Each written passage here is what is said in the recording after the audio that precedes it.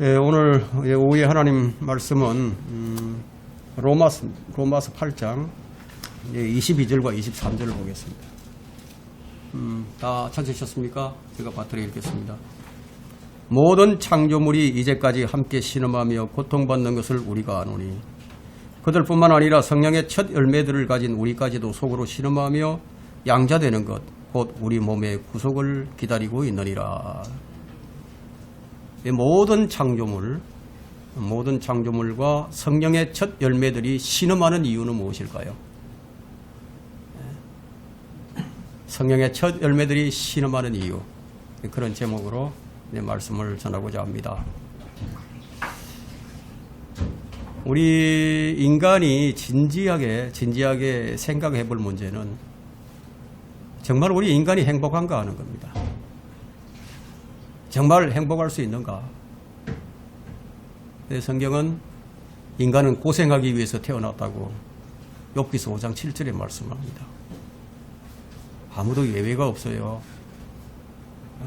다 고생하기 위해서 태어났습니다. 근데 성경은 이렇게 말하고 있지만 과학자들은 미래에는 인간들이 더욱 편리한 생활, 행복할 수 있다고 주장을 합니다. 그래서 사람들은 인류가 더 발전하고 있다고 생각을 합니다. 하지만 우리가 과거와 현재를 냉정하게 생각해 볼 때 과학의 발전이 인간들에게 끼친 좋은 영향보다는 나쁜 것들이 더 많다는 사실이에요. 과학의 발전으로 인간이 편리해진 것은 사실이에요. 하지만 그에 따라 파생되는 악영향이 이 자연을 회복 불가능한 상태로 파괴시키고 있다는 것에는 그 누구도 반론을 제기하지 못할 겁니다. 세상은 지금 기상이변으로 몸살을 앓고 있습니다. 우리가 한 3, 40년 전만 해도요, 이 정확하게 이 가을 하면은 이제 9, 10, 11월이 이제 가을이었습니다. 근데 이제 겨울이 가을이 또 겨울이 이제 12, 1, 2 이렇게 이제 정확하게 사계절이 좀 분명했는데 지금 이제 그게 분명치 않아요. 여름이 길고 또 겨울이 길어요. 왜 이렇게 됐을까요? 자,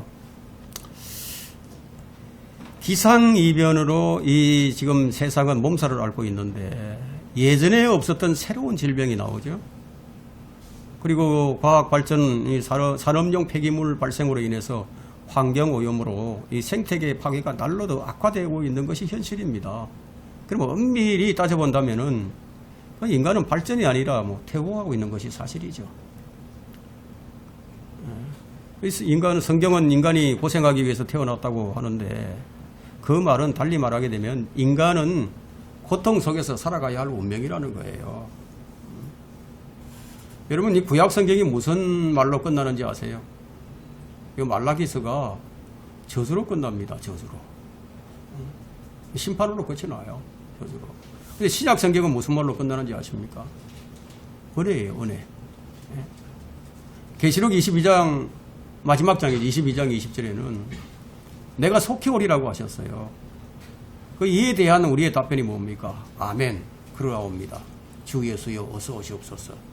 그것으로 결론을 짓습니다. 주님은 내가 반드시 속히 오리라.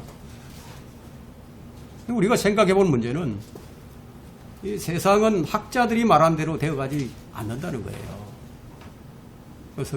이 세상이 어떻게 흘러갑니까? 성경대로 되어간다. 그럼 이 문제를 생각해 봐야 합니다. 사람들은 미래에 대한 의문을 가질 수밖에 없어요. 참 미래가 불투명하잖아요. 철학자, 천문학자, 과학자, 정치인들은 무엇을 근거로 더 좋은 세상이 올 것이라고 말을 하는 거죠? 성경을 믿는 사람들은요, 인간의 미래에 대해서 기대하지 않아요. 아무것도 없어요, 기대할 게. 그럼 성경적 관점에서 볼 때 이 세상은 매우 부정적입니다. 오늘 우리가 읽은 이 본문의 말씀은 모든 창조물이 함께 신음한다고 하고 있어요. 모든 창조물이 함께 신음하는데 빨리 어서 주님께서 오셔서 구속해 주기를 기다린다고 말씀합니다. 여기에는 예외가 없어요. 이 세상에서 가장, 이 세계에서, 전 세계에서 가장 부자가 누구예요? 일론 머스크죠. 일론 머스크. 이 테슬라의 이 CEO죠. 그러면 일론 머스크는 행복할까요? 이 세상에서 가장 부귀영화를 누렸던 솔로몬은 어떤 고백을 했습니까?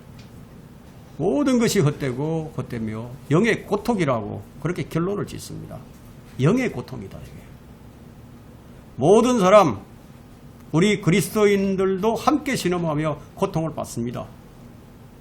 왜냐하면 지금 우리는 저주받은 세상에서 살고 있기 때문이에요. 그러면 주님께서 언제쯤 우리를 이 고통에서 구속하셔서 우리의 신음을 끝나게 해 주실 것인가?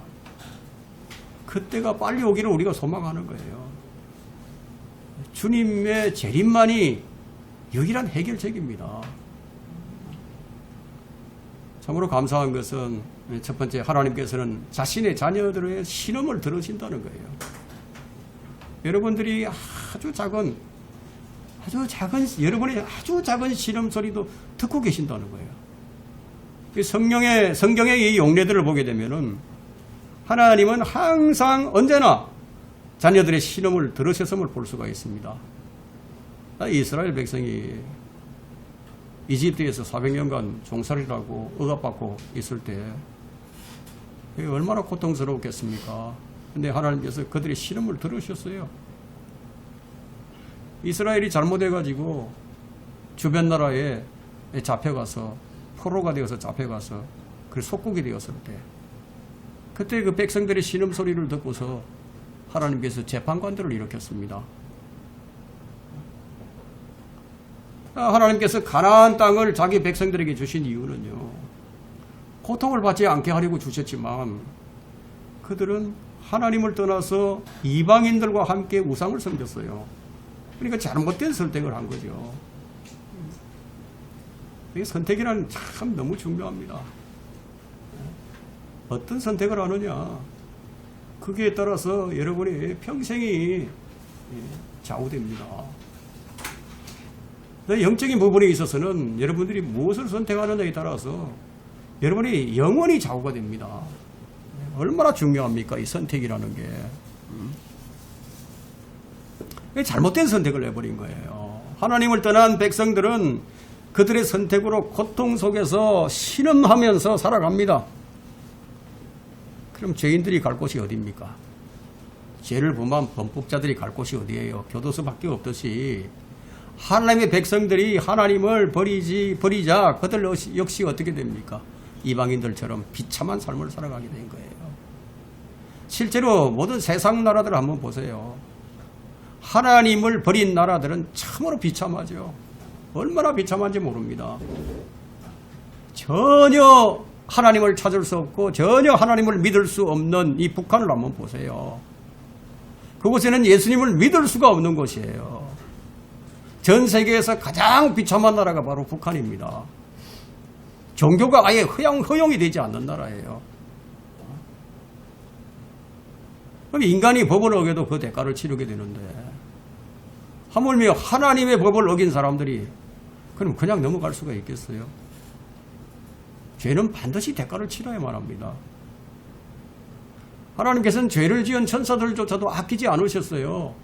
그 죄를 지은 천사들도 아끼지 아니하시고 지옥에 던져서 흑암 속에 내어주어서 심판 때까지 가두어두셨다고 베드로전서 2장 4절에서 얘기합니다. 베드로후서 2장 4절에서요. 또 그분께서 하시는 말씀이 히브리서 4장 13절에는 또 어떤 피조물도 그분 앞에 나타나지 않는 것이 하나도 없다고 얘기합니다. 모든 사람이 하나님 앞에 서게 된다 이거예요. 그럼 내가 어떻게 설 것이냐? 이게 너무 중요하죠.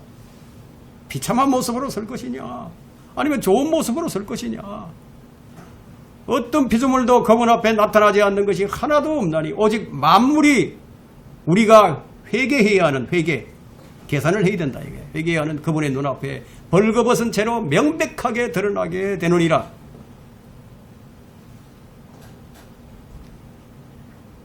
그렇지만 하나님께서는 그분의 백성이 고난에 처해 있을 때 그 고난으로 인한 탄식을 들으신다는 거예요.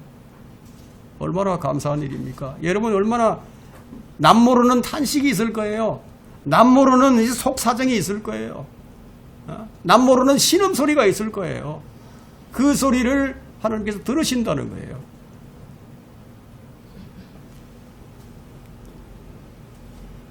하물며 한번 생각을 해보세요.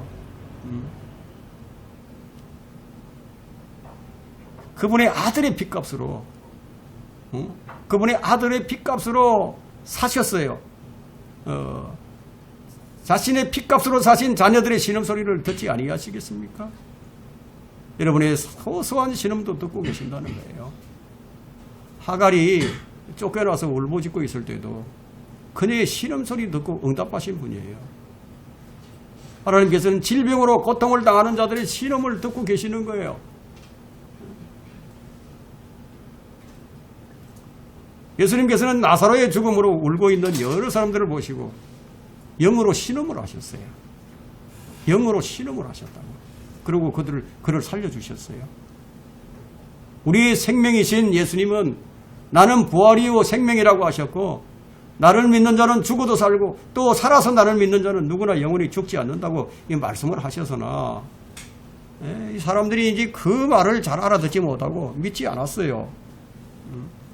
진리는 멀리하고 눈앞에 있는 필요만 채우려는 어리석은 인간들을 보시고 주님께서 신음을 하신 거예요. 우리만 신음하는 게 아니라 주님도 신음을 하신다고. 주님께서 지금도 십자가에 매달려 있거나 구유에 누워 있지 않으세요. 이제 주님은 부활을 하셨어요. 죽은 자들로부터 부활하셔서 하늘로 오르셨죠. 하나님의 오른편에 지금 앉아 계신단 말이에요. 만약에 부활하신 주님께서 다시 이 땅에 재림하시지 않는다면 우리의 믿음은 헛되고 헛된 겁니다. 주님의 재림을 사모하지 않고 주님을 믿는다는 것은 그건 절반만 믿는 거예요. 절반만. 성경에 어떤 것은 믿고 어떤 것은 믿지 않는다는 것은 그 신앙은 헛된 신앙입니다. 두 번째, 모든 창조물이 함께 신음하고 있습니다. 19절을 보세요. 로마서 8장 19절에 피조물이 간절한 기대를 가지고 하나님의 아들들이 나타날 것을 기다리고 있으니 하나님의 아들들이 나타날 것을 기다린다. 하나님의 아들들이 누구예요? 여기 피조물은 또 뭐예요? 피조물은 여기서 말하는 이 피조물은 땅과 그 안에 있는 모든 만물을 말하는 것인데 왜 만물들이 왜 하나님의 아들들이 나타나기를 간절히 기다린다는 것이죠? 왜냐하면 하나님의 아들들이 나타나야만이 만물이 회복되기 때문이에요. 그런데 이 인간들은 이걸 모르는데 만물들은 이 점을 안다는 거예요. 그러면 하나님의 아들들은 누구예요? 바로 우리 구원받은 그리스도인들을 말합니다. 이 하나님의 아들들로 우리는 불립니다. 누구든지 그를 영접하는 자들에게는 하나님의 아들들이 되는 권세를 주셨으니 저 그의 이름을 믿는 사람들에게니라. 여러분이 하나님의 아들들이다. 이거. 그럼 여러분들이 언제 주님과 함께 옵니까? 일단 먼저 올라가야 내려오는 거죠. 그죠? 먼저 올라가서 7년 동안 천상에서 그리스도의 심판석과 어린 양의 혼인식을 거치고 그 다음에 주님과 함께 내려온단 말이에요. 대환란 끝에. 그때까지 기다리고 있다는 거예요. 그러니까 구원받은 그리스도인들은 만물보다도 먼저 회복이 되죠. 타고난 육신의 몸으로 심겨서 이제 영적인 몸으로 이제 먼저 이렇게 진다는 거예요. 그런 다음에 7년이라는 그런 차이가 있어요. 간격이. 주님이 공중에 오셔서 우리를 부르시면 우리는 순식간에 변화된 몸을 입고 하늘로 끌려 올라가요. 이제 그리스도의 심판석에서 상을 받죠. 어린 양의 혼인식에서 단장을 하고 신부로서 참여를 합니다. 그리고 우리 주님과 함께 이 지상으로 내려오게 된다. 그게 요한계시록 19장에 있죠. 그때가 오기 전까지는 만물은 회복되지 않는다는 거예요.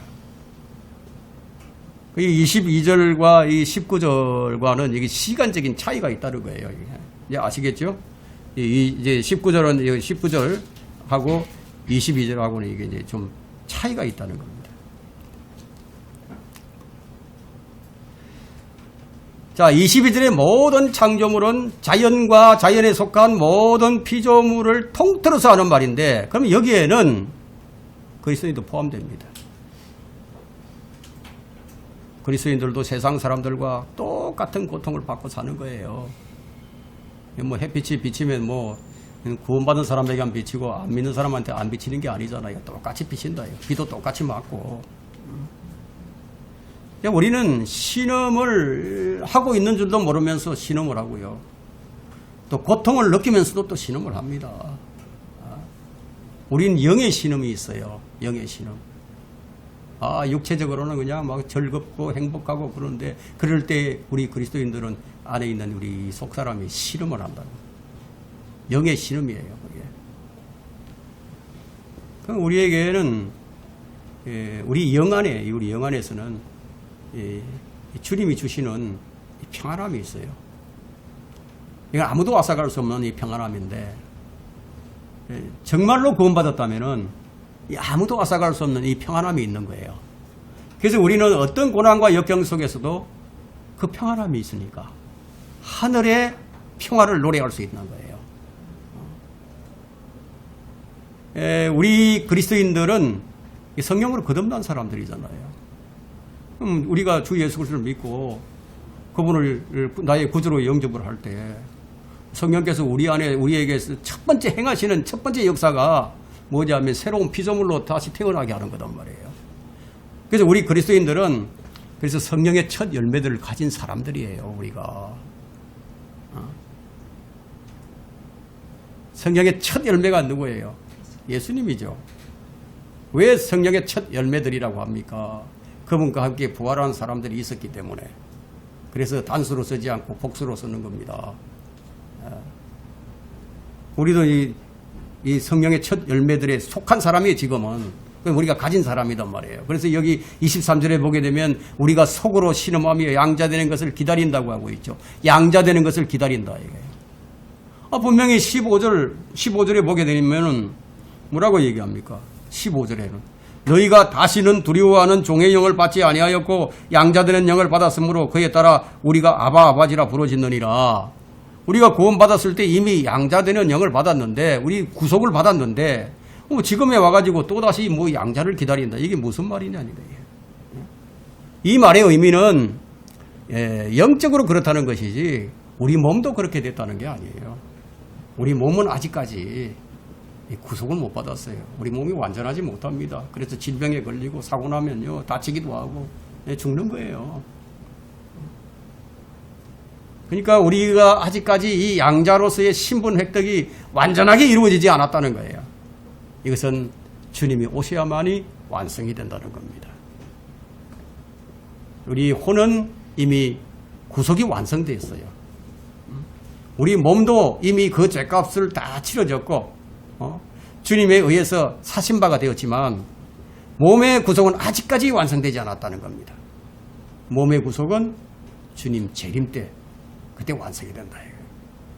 그때까지 우리 몸은 해방되지 못한 상태에 지금 놓여 있는 거예요. 그래서 바울은 지금 이에 대해서 이렇게 얘기를 합니다. 이런 까닭에 우리가 낙심치 아니하노라.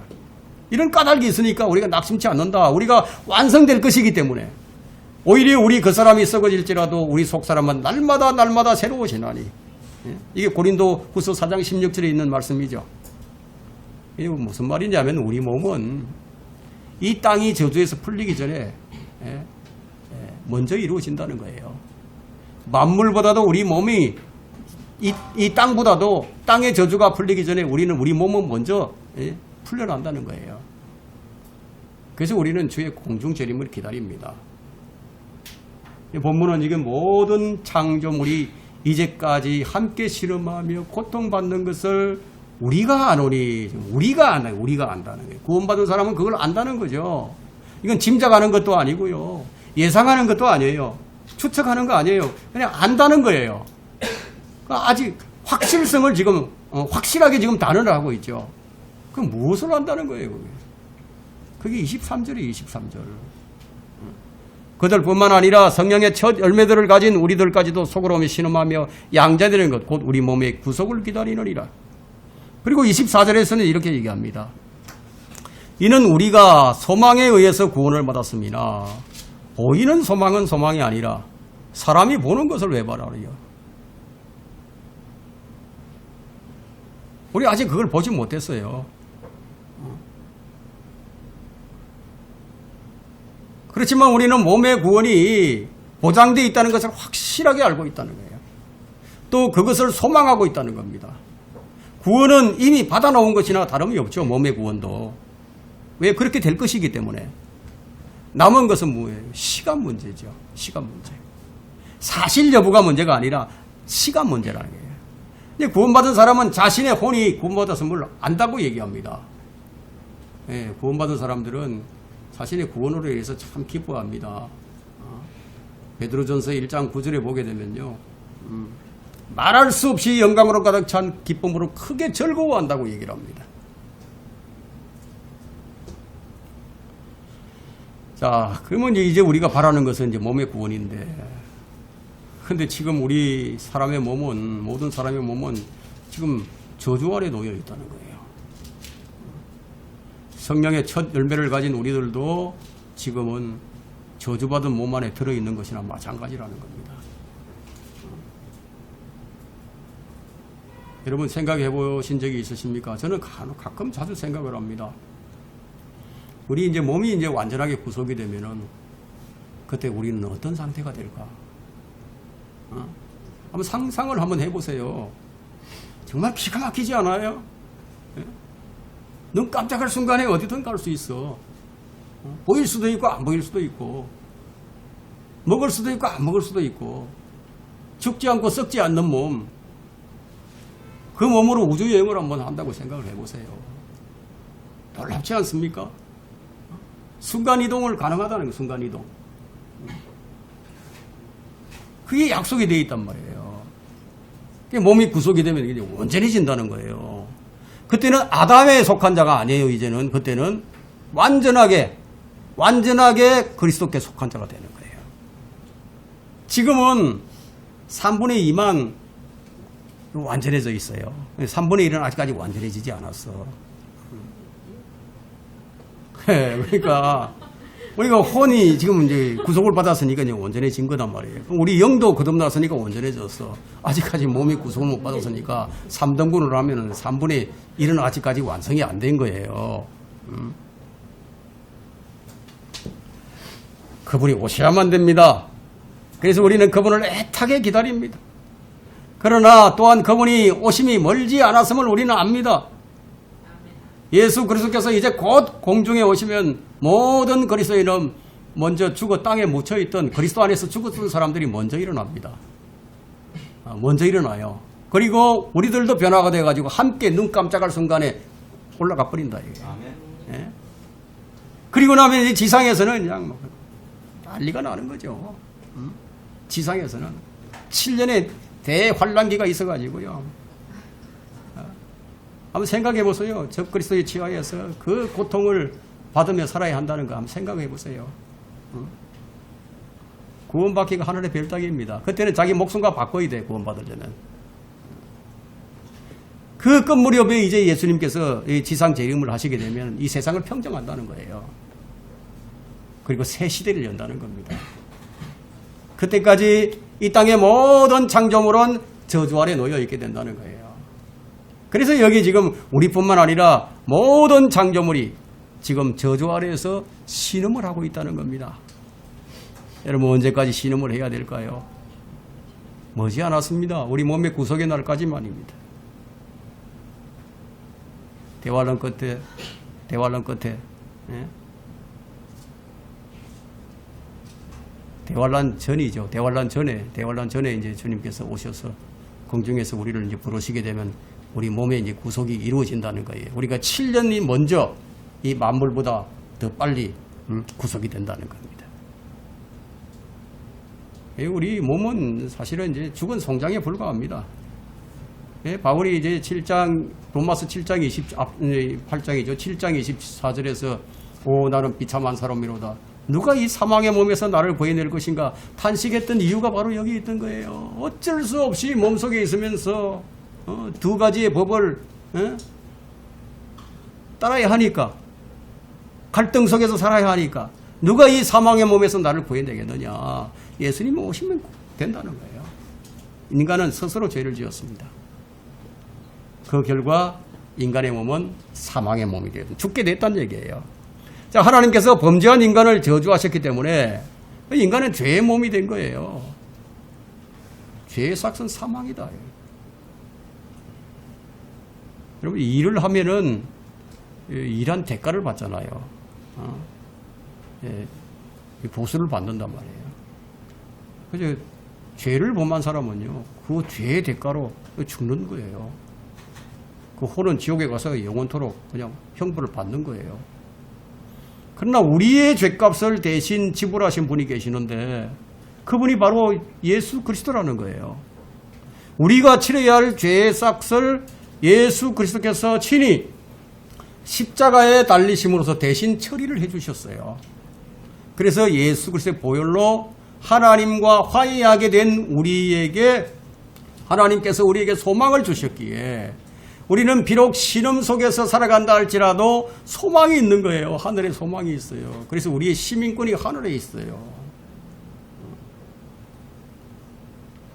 오늘 21절을 한번 보세요. 그 피조물 자체도 그 썩어짐의 속박으로부터 해방되어 하나님의 자녀의 영광스러운 자유에 이를 것이기 때문이라. 우리 그리스도인들이 지금 얘기하는 거예요. 우리 그리스도인들도 썩어짐의 속박으로부터 해방이 되어서 하나님의 영광스러운 자유에 이르게 될 것이라는 거예요. 모든 피조물들은 그 생명이 다하게 되면 썩게 돼 있어요. 이 세상에 있는 모든 것은 썩어져가고 낡아져갑니다. 성경이 이 세상을 얼마나 부정적으로 보는지 심판과 멸망의 날까지 간수해둔 것이라고 얘기합니다. 불사르기 위해서. 정말 무서운 말씀이에요. 우주에 있는 모든 구성 요소들이 맹렬한 불에 다 타서 녹아버린다. 거듭난 사람들은 누구나 그리스도의 종입니다. 정복을 당하면 정복한 자의 종이 되는 거거든요. 자, 우리는 그리스도께 굴복을 했습니다. 우리는 그리스도의 종이에요. 근데 거듭난 사람도 죄를 지으면 죄의 종이 되는 거예요. 누구든지 정복을 당하면 정복한 자의 종이 된다고. 근데 사람들은 자신이 죄의 종인 줄도 모르는 채 살아갑니다. 거듭난 사람도 죄를 지으면요, 그냥 죄의 종이 되는 거예요. 죄를 숨기고 변명을 하면서 살아가죠. 예수 그리스도를 계속해서 거부하는 죄인들은 양심이 화인 맞았어요.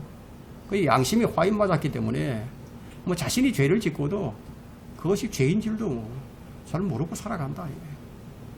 그러니까 죄의 삭은 반드시 치러야 하므로 구원받은 그리스도인이라 할지라도 죄를 지으면요, 하나님께서 징계하시는 거예요. 매질하시는 거예요.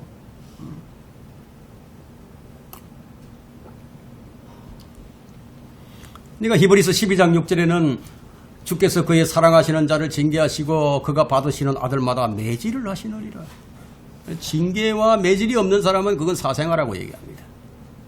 여러분, 징계와 매질을 받을 때 안 아프겠습니까? 아프죠.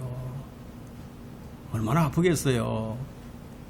그럼 이런 아픔을 안 당하고 살려면은 그 죄의 종이 되면 안 되는 거예요. 모든 창조물이 함께 신음합니다. 여러분, 초식동물들을 한번 보세요. 초식동물들. 이 초식동물들은 맹수의 먹이가 되기 때문에, 근데 언제 맹수가 덮칠지 이제 모르는 그런 생명의 위협 속에서 이제 신음하며 살아가죠. 비단 초식동물들뿐만 아니라 만물의 영장이라고 스스로 자부하고 있는 인간마저도 언제 덮칠지 모르는 질병과 죽음을 두려워하면서 그렇게 신음하고 살아가는 거예요. 자연은 이 무분별한 그런 인간의 개발 정책에 의해서 훼손되고 있습니다. 산업 폐기물이라든가 생활 오염수라든가 한번 보세요. 큰 공장 같은 데서 비가 많이 올 때는 그냥 오염수를 그냥 배출해버리지 않습니까? 농토는 농약으로 오염돼가지고 요즘 여러분 농사 짓는 사람들이 얘기를 하는데 그 농약을 조금이라도 안 치면 그 농사가 안 된답니다. 아예. 예. 그 농약을 안 치는 그런 건 정말 힘든 거예요. 이번에 농약으로 다 오염되어 있죠. 여러분이 엘니뇨 현상을 잘 아실 겁니다. 남극과 북극에 빙하가 다 녹아내린다. 여러분 캐나다의 산불 얼마나 자주 일어납니까? 캘리포니아의 산불, 얼마 전 이제 하와이 산불 얼마나 큰 산불이었습니까? 지진, 기상이변, 뭔가 이건 뭘 의미하는 거죠? 뭔가 지금 자연이 잘못되어 가고 있다는 것을 지금 입증해 주는 거죠. 이 땅은 이미 저주받았어요. 인간은 이 저주받은 땅을 더욱더 오염시켜 가고 있습니다. 저주받은 땅에서 나는 것을 먹고 사는 인간은 그저 늙고 병들고 죽는 거예요. 성경이 틀렸다고 주장하는 진화론자들의 주장이 옳다면은 그들은 늙거나 병들어서 안 되는 거예요. 죽어서도 안 되는 거예요. 그러나 현실은 그렇지가 않죠. 진화론자들도 똑같이 퇴화하고 있다는 거예요. 퇴화. 진화하는 게 아니라 퇴화한다는 거예요. 진리를 믿지 않는 것은 엄청난 죄입니다. 이 세상 다 함께 신음하고 있는데도 하나님의 말씀을 거부하는 자들은 자신들도 진리를 믿지 않을 뿐만 아니라 다른 사람들까지도 믿지 못하도록 가로막는 일을 하고 있다는 거예요. 그러니 인간이 어떤 방법으로 진리를 대적하더라도 모든 창조물은 성경의 예언대로 신음하면서 썩어져 간다는 겁니다. 세 번째는 성령님도 신음하십니다. 성령님도. 자, 우리는 아직 구속받지 못한 몸을 입고 있기에 여러 가지로 연약합니다. 정말 연약합니다. 그래서 병에 걸리고 어려움 앞에서 좌절하기도 합니다. 그래서 성령님이 안 계시면 안 되는 거예요. 성령님께서 우리를 도와주십니다. 23절에 보니까 우리는 신음하고 있고 또 22절에 보니까 모든 창조물이 역시 신음하고 있고 몸소 이 발설하지 못하는 이 신음이 있다 할지라도 비록 모든 피조물과 함께 구원받은 그리스도인도 신음을 하고 있지만 성령님께서는 그런 우리를 위해서 중보를 해주신다. 우리를 위해서 기도해 주신다는 거예요. 누군가 우리를 위해서 기도해 주시는 분이 있어요. 사람들만 우리를 위해서 기도해 주는 게 아니라 위대하신 하나님께서 우리를 위해서 기도해 주신다니까. 이게 하나님의 은혜예요. 이 하나님의 은혜가 지속되는 거예요. 그럼 이걸 아는 사람은 모든 일이 감사를 표하겠죠.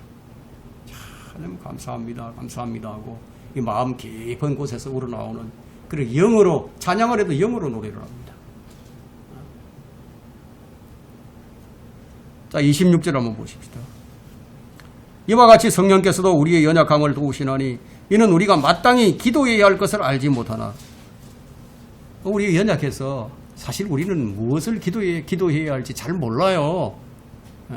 여러분이 아무리 기도를 잘해도 여러분이 필요한 100% 기도 못합니다. 기도 잘 못해요. 기도 방법이 어떻고 이렇게 얘기를 하더라도 우리 연약한 인간은요 기도가 완전하게 못합니다. 성령께서 친히 말할 수 없는 신음으로 우리를 위하여 중보하시기 때문이라. 아니 이러한 성령님의 사역이 있기 때문에 우리가 아무리 고통에 처한다 하더라도 몸의 구속이 이루어지기까지 참고 인내하면서 주님이 다시 오시는 것을 기다릴 수가 있는 거예요. 이게 없다면 성령님께서 이렇게 우리를 도우시지 않는다면 벌써 다 떨어져 나갔을 겁니다. 남아있는 자가 없을 거예요. 은사주의자들이 이제 이 점을 잘 알지 못하고 그들이 이제 방언을 하잖아요. 방언을 많이 하는데 방언을 가지고 영의 신음이다, 영의 소리다 이렇게 이제 말을 하는데 얼마나 이게 난센스입니까? 이 구절 자체가 지금 뭐라고 얘기합니까? 설명을 해주잖아요. 여기 신음이 누구의 신음이에요? 성령께서 말할 수 없는 신음이라고 지금 성령님의 신음을 얘기하고 있는 거지 무슨 사람의 영의 신음이 아니죠. 말로 할 수 있는 신음이 아니라는 거예요. 말로 할 수 없는 신음이라고 얘기하고 있죠. 그래서 속으로 신음하는 것. 이것은 우리 입 밖으로 발설할 수 있는 그런 신음이 아니라는 거예요. 그럼 방언을 그냥 하면 입 밖으로 내놓는 거지 속으로 합니까? 그런데도 은사주의자들은 방언을 마구 이제 발설해야 되죠. 그죠? 성령께서 친히 실험하시는 것이지 누구를 통해서 하시는 게 아니라는 거예요. 그분께서 친히 중보자가 되셔서 우리를 도우신다는 겁니다. 이런 분이 계시니까. 그래서 뭐라고 얘기하죠? 몸의 구속의 날까지 인침을 받았다 이게. 성령께서 딱 인을 쳐놓으셔서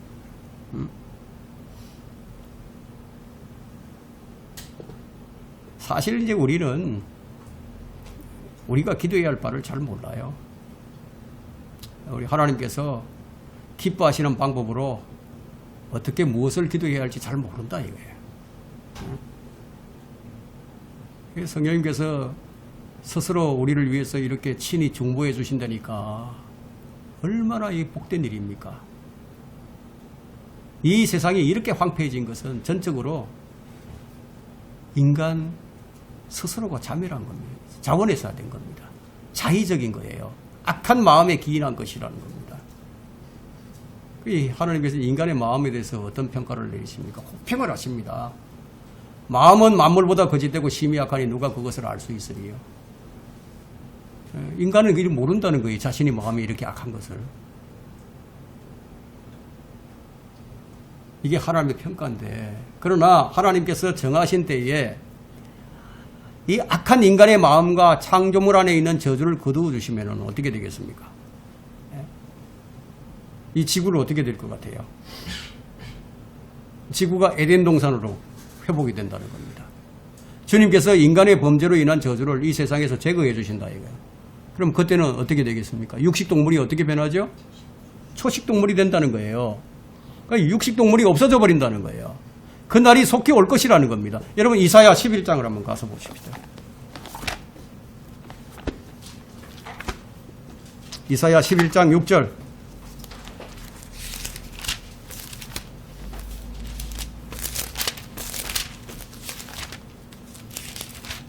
(11장 6절부터) 9절까지 보겠습니다. 또한 이리가 어린 양과 함께 거하며 표범이 새끼 염소와 함께 누울 것이요 송아지와 어린 사자와 살찐 짐승이 함께하며 어린아이가 그들을 이끌리라.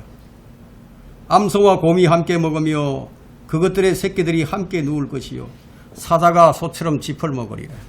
또 젖먹는 아이가 독사의 구멍에서 장난하며 젖된 아이가 독사의 굴에 손을 넣으리라. 그들은 나의 모든 거룩한 산에서 해치거나 파괴시키지 않으리니 이는 마치 물들이 바다를 덮음같이 세상이 주의 지식으로 충만할 것입니다. 이게 지금 천년왕국입니다. 주님이 다시 오셔서 이 세상을 통치하시는 천년왕국의 모습을 지금 묘사한 말씀이죠. 지금 이 세상을 한번 보세요. 약육강식의 세상입니다. 잡아먹고 먹히는 세상이에요. 속이고 속임을 당하는 세상입니다. 정글의 법칙, 이 정글의 세계에서는요, 자비나 용서의 법칙이 통하지 않아요. 사슴이 사자에게 딱 잡혔다 이게.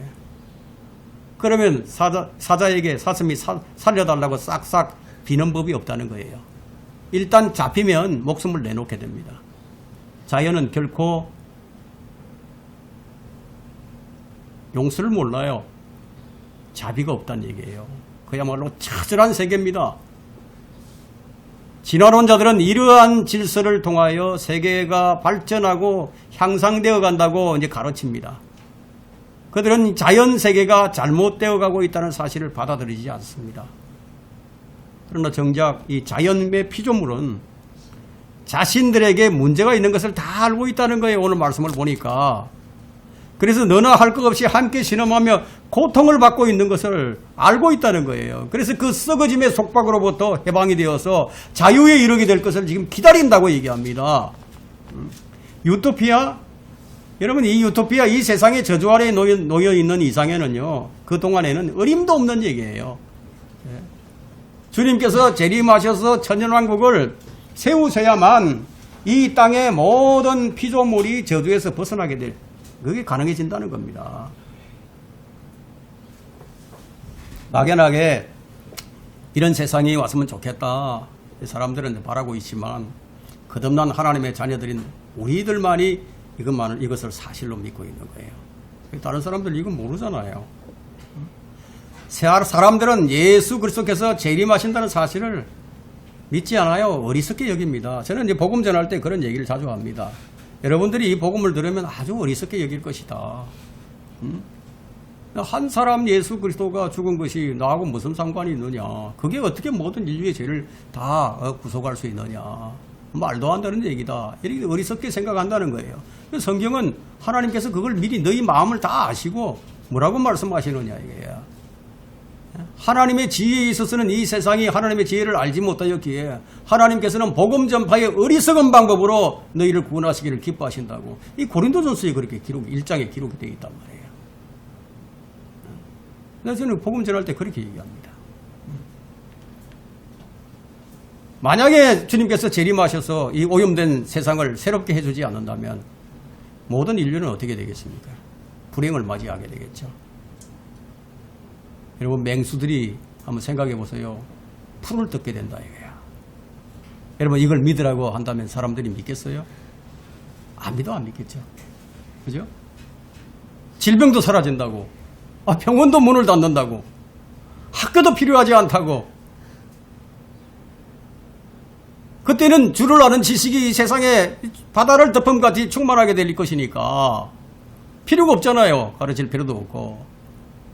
다시 오신 주님께서 이 지구를 구원하실 거란 말이에요. 그러면 자연이 모든 저주로부터 자유롭게 될 것이라는 거예요. 이 환경이 어떠할지 나로서는 상상하기가 어려워요, 정말. 그때 이 포도 하나의 크기가 얼마만큼 크게 될지는 상상하기 어렵다고. 오렌지만 하게 될지 아마 그게 가능할 겁니다. 가나안 땅에는 이 포도 한 송이를 그냥 두 사람이 메고 다녔으니까. 여러분, 자연 지금 참 아름다워요. 한번 보세요. 자연 보면 얼마나 아름답습니까? 그럼 이제 회복되지도 않은 이런 상태에 있는 이 자연을 보면은 그냥 지금 단풍이 들어가지고 얼마나 이 산이 아름답습니까? 지금도 이렇게 보면 아름다운데, 그러면 회복된 세상이라고 할 때 여러분 얼마나 아름답겠습니까? 여러분, 지금도 그 태평양 사이판이나 이런 데 가면요, 지금은 어떨지 모르겠습니다만 제가 갔다 온 지가 오래돼가지고 일주일 동안 와이셔츠를 입고 있어도 목에 때가 안 묻어요. 그만큼 공기가 깨끗합니다. 먼지가 없단 말이에요. 한번 생각을 해보세요. 얼마나 그 아름다운 세상이겠습니까? 그럼 장차 주님이 오시면은 이제 비로소 이 모든 만물이 제 모습을 찾기 시작한다는 거예요. 그래서 그분이 왕국이 세워지기까지는 만물이 병들어가지고 지금 실험을 하고 있는 거예요. 지구가 그냥 병들이 들어서 끙끙 앓고 있는 거죠. 주님께서 오시면 이 모든 병을 다 회복하시고 원상복구하신다는 거예요. 인간이 아무리 노력을 해도 이 병든 지구를 고치기는 불가능합니다. 그러니까 이 병든 지구를 버리고 탈출하려고 지금 자꾸 우주로 나가지 않습니까? 하나님의 영이 없는 사람 이걸 못 믿어요. 왜냐하면 이건 하나님의 일이니까. 하나님께서 하실 일이니까. 지금 여러분의 몸이 여러분이 요구해서 받았습니까? 동물들은 자기가 원해서 자신의 몸을 자기가 갖고 싶어서 그렇게 가진 겁니까? 이 문제 덩어리니 이 피조물의 이 육신 덩어리를 자신이 원해서 받은 것은 아니잖아요. 그냥 태어난 거예요. 여러분이 태어나기 전에 이렇게 문제 많은 몸을 갖게 될 줄 전혀 모르고 태어난 거예요. 성경은 말씀하잖아요. 불티가 위로 날아가는 것 같이 사람은 고생하기 위해서 태어났느니라. 여러분, 근데 고생하는 이것이 자의가 아니라고 지금 또 얘기를 합니다. 자의가 아니다. 고생은 선택이 아니라는 거죠, 그건. 고통이 무엇인지 아시는 분께서 고통을 여러분에게 보내신 거예요. 첫사람 아담은 고통이 없었어요. 아담의 후손들에게 고통을 보내신 거예요. 주 예수 그리스도께서는 우리의 고통을 잘 아십니다. 우리의 고통을 잘 아시기 때문에 우리의 허물로 인해서 그분이 상처를 입었어요. 우리의 죄악으로 인해서 그분이 상하셨습니다. 상하셨다고. 우리의 화평을 위한 징계가 그분에게 내려졌단 말이에요. 그래서 그분께서 맞으신 채찍으로 우리가 치유된다는 거예요. 이미 이런 모든 일들을 다 예비해 놓으셨다는 거예요. 피조물이 허무한데 굴복하는 것은 자의가 아니에요. 그것은 여러분과 상관없이 일어난 일이에요. 그것은 하나님께서 부여하신 일입니다. 하나님께서 부여하신 일을 누가 피하겠습니까? 그래서 모든 피조물이 함께 신음하고 있다고. 오염되고 타락한 이 세상에서는 모든 피조물이 신음할 수밖에 없어요. 그러나 가장 간절하게 신음한 것은 누구냐, 그분이. 가장 간절하게 우리가 간절하게 바라는 것보다도 더 간절히 바라는 분이 계시는데 그분이 누구냐? 성령님이시다. 그분이 또 누구냐? 우리 주 예수 그리스도시다. 성령님은 우리의 부족함, 우리의 연약함, 우리의 어리석음을 다 아시고 우리를 위해서 신음하고 계신다는 거예요. 우리가 무엇을 어떻게 기도해야 할지 잘 모를 때 우리를 위해서 기도하시는 분이 성령님이십니다. 수많은 그리스도인이 잘못된 기도를 할 때 그 기도를 하나님 앞에서 바로 잡아주시는 분도 성령님이십니다. 우리가 하는 잘못된 기도 중에 이런 기도가 있죠. 좀 믿음을 달라고. 믿음을 주십시오. 이런 기도는요, 잘못된 기도입니다. 왜냐하면 여러분이 이제 하나님의 말씀을 그냥 순수하게 마음으로 믿으면 여러분 자신의 믿음이 될 수 있는데 계속 믿지도 않고 그냥 달라먹거나 하면 안 된다는 거죠. 여러분, 목이 마르면은 물을 찾아야죠. 그죠? 물을 찾아 마시면 되죠. 응? 여러분이 직접 성경을 열고 하나님의 말씀을 찾아서 읽으면 된단 말이에요. 왜냐하면 믿음은 들음에서 나고 들음은 하나님 말씀에 의해서 나오기 때문에. 성령님께서는 이 그리스도인의 부족하고 미흡한 부분을 이게 도와주심으로써 하나님께서는 우리의 기도에 경청을 해주시고 응답을 해주십니다. 어떨 때는요, 우리 마음에 간절함이 있는데 사실 간절함은 있지만 어떻게 기도해야 할지 모르고 좀 마음이 답답할 때도 있어요. 기도도 잘 안 될 때도 있어요. 그때 성령님께서 신음을 하시죠. 여러분을 위해서 기도해 주시는 거예요. 여러분이 기도를 한번 점검해 보세요. 아마 대부분 다 여러분의 뜻대로 기도를 하지 아마 하나님의 뜻대로 그렇게 기도를 못 할 거예요. 어쩌면 아마도 여러분이 아주 위험한 기도를 하고 있을지도 몰라요. 예를 들어가지고 내가 고통 중에 있는데 내 이 고통을 잘 인내하게 해달라고 이런 기도를 해봐야 그게 참 얼마나 참 어처구니 없는 기도입니까? 내가 고통 속에 있으면 내 고통을 좀 빨리 좀 제거해달라는 이런 기도를 해야 되는데 내가 이 고통을 잘 인내하고 견뎌내게 해달라고 그러면 하나님께서 그러면 더 그래봐 한번 더 심하게 그러면 인내하고 고통을 좁히면 어떡하겠습니까? 성령님께서 이런 잘못된 기도를 적각 하시는 거예요. 여러분에게 올바로 기도하도록 가르쳐 주시는데도 아주 눈치도 없이 그냥 성령님의 코치도 안 받고 그럴 경우에 한번 생각해 보세요. 그럴 경우에도 성령님께서는 말할 수 없는 신음으로 우리를 위해서 중보하신다는 거예요. 만약 그렇게 하지 않는다면 우리의 고통은 2배, 3배 이처럼 여러분 안에 들어와 계시는 성령님께서는 여러 각도에서 여러분의 사태를 잘 파악하시고 신음하면서 여러분을 도우신다는 거예요. 그러나 성경은 이렇게 말씀하십니다. 우리에게 그런 하나님의 영을 슬프게 하지 말라고. 그렇게 해주시는 그 성령님을 슬프게 하지 말라고. 너희가 그로 인해서 구속의 날까지 인치심을 받고 있다고. 말씀을 정리하겠습니다. 결론적으로 말한다면 인간도 동물도 땅도 모두가 신음한다는 거예요. 이 신음은 아담이 에덴 동산에서 죄를 범한 것에 기인이 되었습니다. 가뭄이나 홍수나 질병, 태풍, 지진 이게 다 마찬가지예요. 죄로 인해서 온 거예요. 우리는 이 신음을 직접 들을 수는 없지만 분명히 알 수는 있어요. 그렇죠? 우리는 이제 피조물의 신음을 어디에서 들을 수 있습니까? 피조물의 신음을 병실에 한번 가보세요. 중환자실에 가보시든지 호스피스 행동에 한번 가보세요. 수술실이나 고문실, 감옥, 강제수용소 뭐 이런 곳에서 우리가 이런 것을 들을 수 있죠. 오늘 이 말씀의 핵심은 여러분 잘 아셔야 할 것은 이 말씀의 핵심이 뭐냐. 하나님께서 저주를 거두어 주시지 않는다면 인간은 스스로 고통에서 벗어날 수 없다는 것을 부인할 수 없다는 거예요. 이건. 그러나 우리에게는 확실한 소망이 있습니다. 예수 그리스도께서 다시 오신다는 소망이에요. 여러분은 예수 그리스도께서 오실 때 진지하게 나는 주님을 기다렸다는 그런 증거를 우리 주님께 제시할 수 있어야 된다는 거예요. 그 증거는 하나님의 약속의 말씀을 내가 믿고 내가 기도하면서 기다리고 그런 마음으로 주님을 사모하면서 기다리는 거예요. 이것이 사랑의 기다림이라야 합니다. 그냥 사랑도 하지 않으면서 기다려봐야 소용없어요. 사랑하면서 기다려야 된다 이거예요.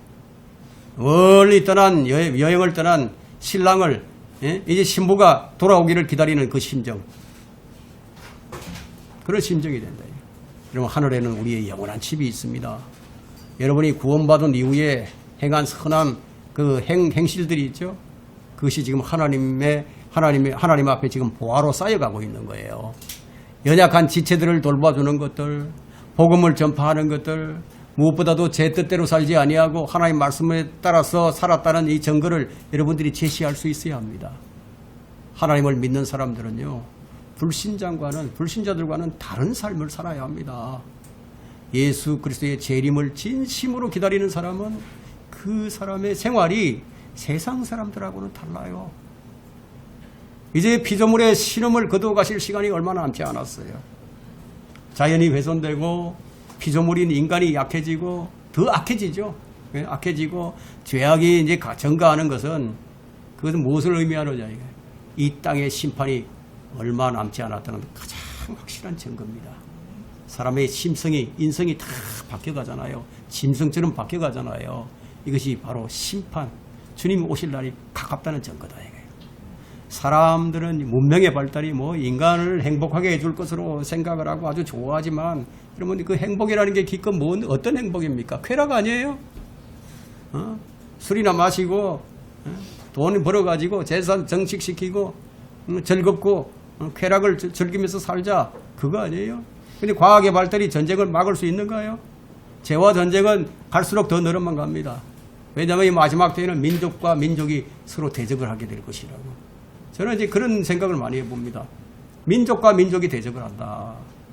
그러면 이 중국이라는 나라가 참 여러 수십 개의 그 소민족으로 이루어진 그런 것이거든요. 그러니까 그 얼마만큼 민족이 대적을 하겠습니까? 그런 일들이 많이 일어난다는 거죠. 자, 인생은 수백 년을 살아도 참된 행복을 찾지 못합니다. 그러나 하나님께서 이제 인간들을 회복시킬 그날이 우리의 소망입니다. 인간뿐만 아니라 모든 자연도 다 회복시킬 겁니다.